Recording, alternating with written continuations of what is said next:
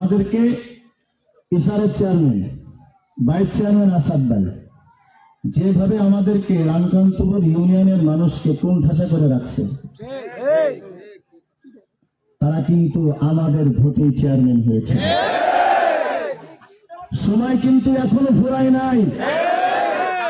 ভবিষ্যতে যদি নির্বাচন করার ইচ্ছা থাকে, বাহির দিয়ে ঢুকতে হইলে সাবধানে ঢুকবেন।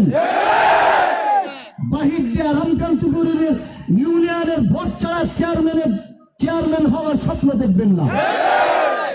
যদি চেয়ারম্যান হওয়ার স্বপ্ন দেখে থাকেন, বাহির দিয়ে না রামকান্তপুর ইউনিয়নের মানুষকে মাথার উপরে রাখবেন।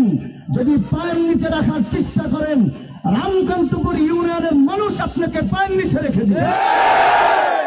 সুতরাং ভবিষ্যতের জন্য আমি কথা আপনাদের দুইজনকে হুঁশিয়ারি উচ্চারণ করে দিচ্ছি। বিজয় হইল এই দুই চেয়ারম্যানকে দেখে রাখবেন।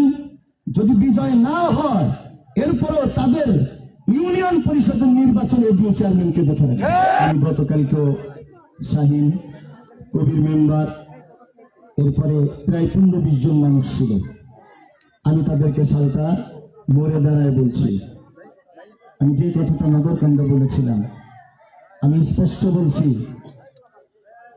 আপনি এখনই আপনার নেত্রীকে খবর দেন, ঘোষণা দেন, সালতা নগরকান্দায় ধানের শীষের যত কর্মী আছে, রিক্সা মার্কার যত কর্মী আছে, মাঠে নামার সুযোগ করে দেন। ময়দানে আপনাদের সাথে খেলা হবে।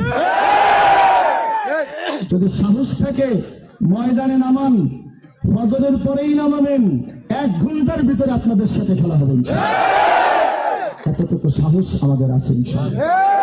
আপনি যদি আমার দিকে চোখ রাঙ্গান, চোখ আমারও আছে, আমিও রাঙ্গাইতে পারি। আপনি যদি আমার দিকে হাত ওঠান, আমিও উঠাইতে পারি।